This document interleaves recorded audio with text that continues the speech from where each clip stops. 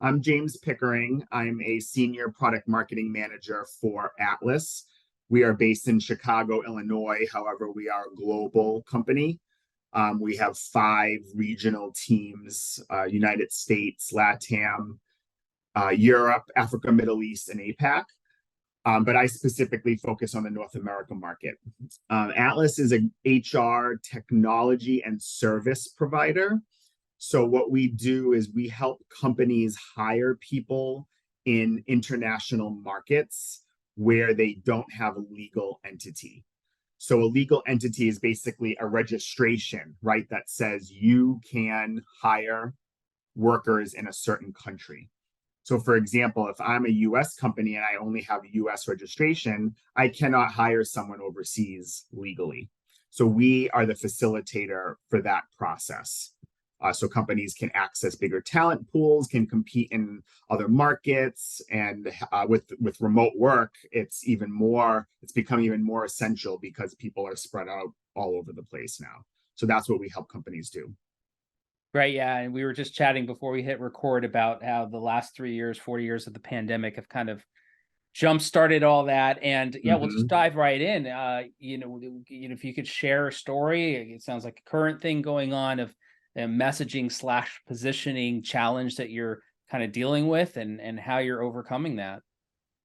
Yes, absolutely. So this particular industry is only about 7 or 8 years old. Actually, my company I work for now, Atlas, was one of the founding companies that really sort of niched out this market of what's called employer of record. So that's the name of what we do, employer of record. I guarantee most people do not know what employer of record is. In the United States, there's a similar term called PEO, which is Professional Employment Organization that some HR professionals might be more familiar with. But what the employer of record does is allows company to hire people through us wherever they want. So it doesn't matter what country it is. We do all the payroll, the legal compliance, the benefits, the taxes, the pension, everything that's required to hire that employee. But that wasn't an industry that was very well known until recently. And so we really had to message in terms of education, just educating the market. And when I say the market, I really mean HR and talent acquisition professionals, because they're the ones that are the persona that's going to be struggling to either find people and need access to a bigger talent pool, or have workers that are, I'm not coming into the office anymore, I'm moving. And so that's why COVID really kind of blew up the industry, because when that happened, everyone went home. And when people went home, what happened? People started to move. And some of them didn't tell their employers that they were moving. They just got up and left. And it's like, I'm working from home. So now let's say you're a US company and you have someone that's moved to Spain and you find out they're living in Spain. Technically, now that employee is illegally employed by you. So all these compliance issues started coming to the surface, where you had people relocating, companies not noticing or not realizing it, and now you're illegally employing. If the government's ever found out, you would be in trouble. You'd be fined a lot of money for having an illegal employee. And so when COVID happened, it was, for us, it was obviously, an awful time. But we started noticing HR professionals sort of reaching out and being like, hey, we have this problem, we don't know how to solve for it, we don't know what to do. And the employer of record really came in and solved the issue of having all of this remote work all around the world. And so that was sort of a boost in terms of messaging, because people were searching out this, actively searching out the solution. They didn't know what they were looking for exactly, but they knew what the problem was. And then when we recognized the problem, we said, oh, we have the solution to fit that problem. So that's really sort of, and now it's sort of leveled back, back to normal. Got it. And I'm just curious, does the state to state employment, does that come up at all? I know that they have to have certain kind of like legal requirements, as states have different requirements. States have different requirements. Yeah, that's not so much as complex of an issue. That's usually something that if you're a U.S. company and you have a U.S. entity, you're going to be able to do that yourself. It's more comes into play when you have a company outside of the United States. Let's say you have a company based in London and they want to hire US employees. That's where we would come in and we would say, oh yeah, we'll hire them. They're technically employed by us, but they work for them. You manage the employee, the day-to-day of the employee, the performance, the pay, all of that. But on paper, legally, we're the employer because we have the legal entity in 160 plus countries. And so we're the pass-through employer, if you will. It's kind of an easy way to describe it. So, and I'm sorry, I just want to also make sure that I have a good idea of it too. Is this related? I know it's not going to be the same thing as an employment agency, but do employment agencies kind of operate in that same way with this particular aspect? Yeah, that's a good question. So when you say employment agency, do you mean like talent recruiter, like a talent acquisition company? Yeah, like let's say like, the generic term temp agency or something. Like I just remember back in the day, one of the things was, Ah, oh, but there are employees, so you don't have to worry about paperwork. I'm just trying to, for people listening, just something that they might be familiar with that they can just tie it together, go, aha, that part is relevant or the same. that's a good question. Yeah, temp agencies are different than what we do. Temp agencies usually are operating within that entity. So if you're a temp agency in United States, I highly doubt you're hiring temp workers in other countries. If you are, you would still need us. You would still need the employer of record, or you'd have to have an office in that country. So, like if you're talking about like a global, like a Randstad or something, which is like a global talent acquisition company that does contract workers, that would be different because they would probably have entities in other countries. But yeah, temp agency is a little different where you're just basically a talent acquisition company that's also bringing them onto your payroll. And so there is similarities there because the person's on our payroll, but they're reporting to the company that's hired us. So there are some similarities there, but it's a little bit less in terms of scope. Got it. Thank you for that. Yeah. And so would Mhm. you say that are you generally going after the like enterprise size side of the market for this? Yeah, so actually, it's the opposite. Most of our customers are startups, small businesses, medium-sized businesses, because they don't have the resources necessary to have the entities all around the world. Whereas an enterprise company, they're established, they're making lots of money, they have the money and the resources and the time to establish the entities. So we see a lot of startups, a lot of nonprofits, a lot of governments. I mean, the United States government, for example, is one of our biggest clients as well. So yeah, so we see a lot of more on the lower end companies getting started that want to put people in different parts of the world, maybe to explore markets. Maybe you want a salesperson in another country to get to tap into that market. So a lot of companies do it just to expand their own like market potential, right? Not just to access a more talent, but just to actually expand and do business over there as well. And then if they get to a place where it's really successful, maybe they have 20 or 50 employees in that country, then it gets to a tipping point where maybe it becomes more cost effective to open your own entity rather than keep the employer of record model. So there is like a threshold that a company may reach where it becomes more of like, okay, now we need to establish our own entity instead. So Got it. No, thank you. yeah. And then so it seems like basically, and I'm just like painting rough, raw strokes with this right now.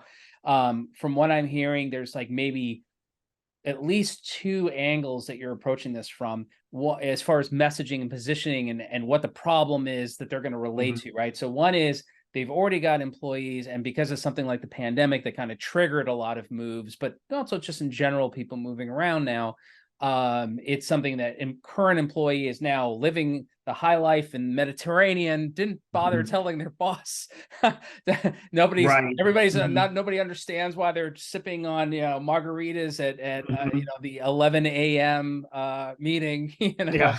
but and then the other thing is when they're proactively actually looking for ways to expand, and I think the sales, opening up sales markets is something that's, you just mentioned. I think that's a very common situation. Yeah. What are there any kind of like general buckets in addition to those two that you would say? Yeah, that's a good question. So messaging and positioning, so there's sort of multiple pillars to it. One is just education, right? We're still educating the market on what we do and the problems that we're solving for. So that's number one. Number two, there are multiple case studies or situations where an EOR could come into play. For example, one is sometimes executive leadership moving, right? So sometimes executive leaders at companies will move to another country, and the company doesn't know really how to accommodate that. And so that's one of the things that we see a lot of, especially in the United States. The other aspect of it is let's talk about Canada for a second. It's a great example. There's a huge talent shortage in Canada. They're having trouble finding people. I mean, you could say the same maybe in the United States too, in some industries. But so what Canada is doing is they're having to go to other countries just to find people, just to get people to hired. And so the way they do that is through the employer of record.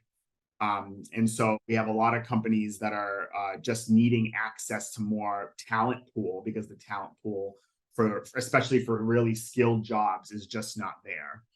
And there are several other reasons I mentioned just to expand into another market. So we target companies that are that are growing, like startups, for example. Tech startups is a big part of who does business with us. And they just want to put people in other countries because they want to test the market in those countries. So they'll put a sales rep there, they'll put a marketing person there, maybe they'll put a customer success person there, and just see test out the market, test out their strategy in that market to see if it's going to be viable. And then if it is, they expand, and again, they may hit a tipping point where they become so big that they can just open their own office. But opening an entity, it takes a lot of money and a lot of time. We always use China as an example. I think it's like $80,000 and like 6 or 7 months just to register your business in China, right? So that's a big investment where you can do it through an EOR for a fraction of that cost and have people there. We have a lot of people, a lot of US companies that have manufacturing in other countries, and they want people on the ground to oversee the manufacturing in that country. So they use an EOR because let's say let's say it's in Costa Rica, for example. You're doing manufacturing there, you're outsourcing it, but you don't have an entity there, but you want someone internally at your company to be able to go in there and sort of supervise or oversee the operation. You have an EOR can put that person on the ground for you there to oversee that operation. So there's a lot of different ways we message and position the solution. The other thing I'll talk about too for messaging and positioning is there's sort of two aspects to what we do. There's the service aspect and there's the product aspect. So an EOR, an employer of record, is really at its heart a service, right? We're providing a service. But what's happened, especially in the last few years, is that the EORs have started building really nice tech products to overlay the service. So now we're not just competing from a service point of view, we're competing from a tech point of view, and we're kind of transitioning to be more product led organization rather than a service delivery type organization. So that's been a challenge. It's fun, but it's been a challenge because the tech needs to support the service, not the other way around. And what's great about a company like Atlas, which has really built the service first, is then we can layer on the cool tech on top of it to really add that additional, we call it human management experience or human experience management, where we're really allowing for a great customer experience as well, through the tech as well as through the service experience as well. And you mentioned earlier that before we hit record, you mentioned about when you first started, you said about 7, 8 years ago, you were one of maybe a couple of, players in this, right? Yeah. And now that's Mhm. kind of changed. So how has that affected, how you approach the positioning in particular? Yeah, definitely. So there used to be just a few competitors. Again, we were one of the founding companies in the space. Actually, our CEO, Rick, uh, came up with the term employer of record, which is kind of cool. So yeah, that's a good question. And it piggybacks off of what I just said. When it started out, we were a service, right? The EORs were a service provider. Now that more competitors are in the market, now we have over a dozen competitors globally, I would say. The pivot started going towards tech.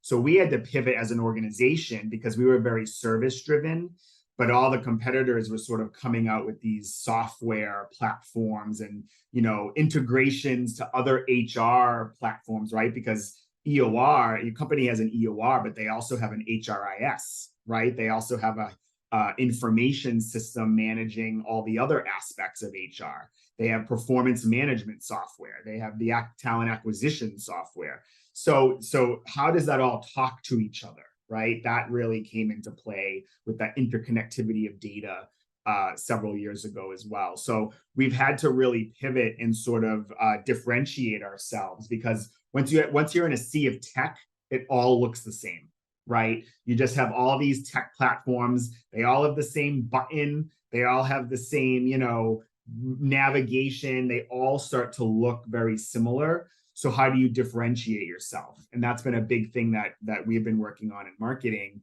is sort of differentiating ourselves from the sea of tech that you see, where everyone says they can give you the world and they can do everything through technology, but at the end of the day, they can't. And we see that when customers leave competitors to come to us. They say, oh yeah, they showed us this amazing platform, but they don't have the service to back it up.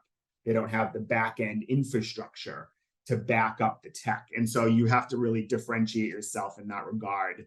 The sea of the sameness. Absolutely. That's a great point, especially with tech and SaaS, and just it really just Yeah, starts looking SaaS. all Yeah. we fall in love with our own features. Um, Right. they're so whiz Exactly. bang. But can you share a little bit about how you've been approaching the differentiation? Anything that you can share about that? Yeah, sure. We have a lot of programs within marketing. We do a lot of competitive intelligence, competitive tracking, just looking and see what's going on in our space. One of the biggest things, actually, which is interesting, is just hearing from people that are unhappy with their current provider. And that will give you a lot of data, because then you can see what they're marketing, but then you can see what the customer is saying, and what's the delta there, what's the difference, right? And what we're finding is the difference is customer service, to be quite frank, and that's where we excel. And so once you've seen that sort of how they're marketing it, how they're actually delivering it, you can come in and say, okay, well, what's the customer saying they're missing? We'll focus on that and we'll be better at that. And then that will be our differentiator. So a lot of it comes from, talking to customers, doing a lot of voice of customer, doing a lot of market analysis. If you have budget, definitely hiring an outside firm to help you in some of the research is helpful. We have internal tools, like we use a competitive intelligence tool that we really like that helps us. We have a sales enablement function as well that's really helpful. So I think, yeah, there's a lot of different ways we approach that, but I think the number one thing that I think is helpful is, what is the customer saying, right? What is the customer of the competitor saying? What is your persona saying? What are HR professionals, compliance and risk officers, talent acquisition professionals, what are they saying? And really sort of, that's part of how we build our product roadmap as well. So. Got it. And I love that, like, too, with, when you're talking about the customer service and going with that more high touch position, right? Where it's like, this is a very high touch type of, whether it's a service or a product, there's a lot at stake, right? It's not a freemium, hey, where somebody just Right, downloads it, right? There's a lot that has to go on and a lot of interaction. right. How has that, is there any ways in particular that you've been able to take better customer service as a generic advantage or a generic competitive advantage and been able to translate that in your messaging in a way that, because it's tricky to say, you could always say we have better service, but Yeah, how much yeah. mileage do you get out of that statement, right? Do you have any ways that you've actually translated that differentiation into your messaging and how you approach the market? Absolutely. So what we do, how we've sort of linked the two is that when companies, often are looking around at, hiring people internationally, one of the biggest, we look at what are the biggest risks for companies, right? And what we've found is that compliance is a huge risk. Companies need to stay in compliance. And what happens when you have a product that you can't 100% trust is keeping you compliant? That's where that back end infrastructure, service infrastructure comes in, because these are very, very complex situations. We have legal teams, we have lawyers, we have compliance and ethics experts, we have payroll experts that are running around in the background, making sure all of this stuff is working.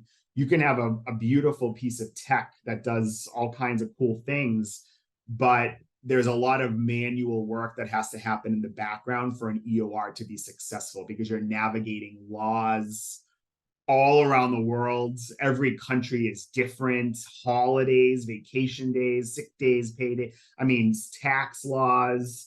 There's just, it's on and on and on. And so what we've done is we've linked the customer service aspect with keeping you compliant, right? That you're going to be 100% in compliance because we have that background and that infrastructure to be able to do that using people. The tech helps, but it's people driven. And that's really been resonating with companies. And again, companies will tell you what their challenges are. And one of the biggest things that they say is keeping compliant, making sure we're minimizing risk. Because if a company gets hit with a government fine or whatever, they could be put out of business. So that sort of, the messaging has really been around the pain points that companies have when it comes to hiring people overseas, accessing bigger talent pools, trying out new markets. And it's really been around, well, how can you do all of that compliantly?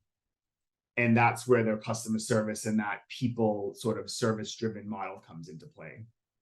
And one thing that seems, as I'm trying to visualize that, I break things down like a lot of people into, like, you have your business decision maker, business use decision maker, and then you have your user decision maker and or advocate, right? And it seems like they might be one and the same, right? Like the head of HR, let's say, or the CEO who's making that ultimate decision to purchase or to become a client cares about that risk issue, as does the HR practitioner who's going to be using it at a Right. day-to-day level, right? Yeah, that's a good point. We did a lot of work over the last couple of years on developing personas. So I think that's super, super important, especially when you're in an industry that's not very well known like ours. And what we found is we always kind of assume that, okay, yeah, our persona is an HR manager. Okay, well, what does that mean? HR, there's so many different functions in HR, right? There's HR generalist, there's probably a dozen other different functions within HR. So HR is very complex. And so what we found is that you're right. The personas really vary. We have some personas that are the end user, which are HR managers typically. We also have the executive level persona, right, which is the HR, the CHRO, Chief Human Resource Officer.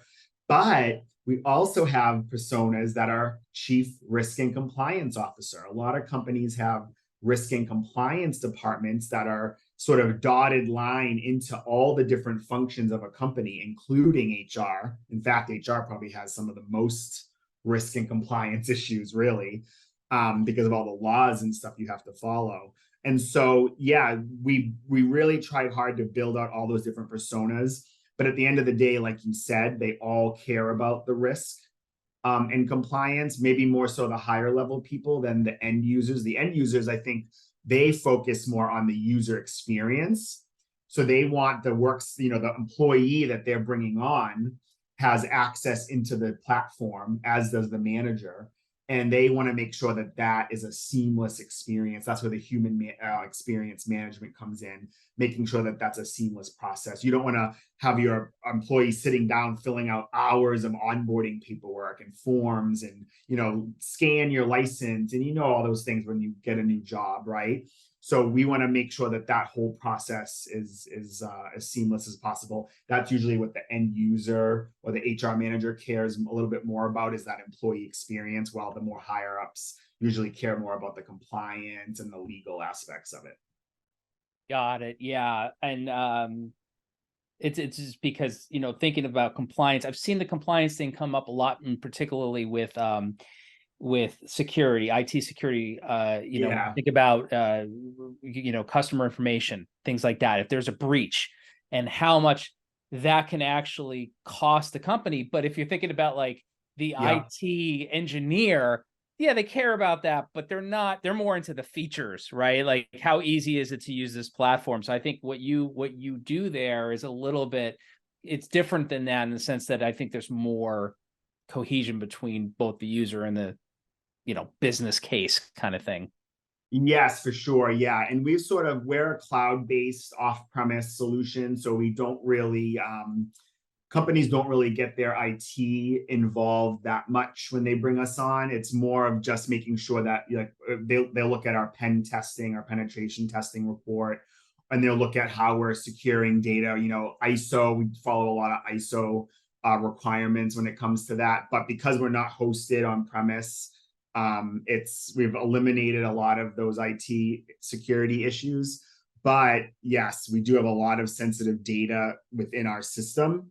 And so the customers will bring the IT people in, but they're not they're not usually part of the decision making process. It's normally just like, okay, we've hired this company, now make sure the IT fits. So they sort of bring them on late in the game, which is it's helpful for us because there's less people in the room when you're working on a deal. But yeah, so that's probably something that's going to become more and more prevalent as security becomes more and more of an issue. But luckily, and usually in terms of the decision makers, IT is usually not, you know, not part of that.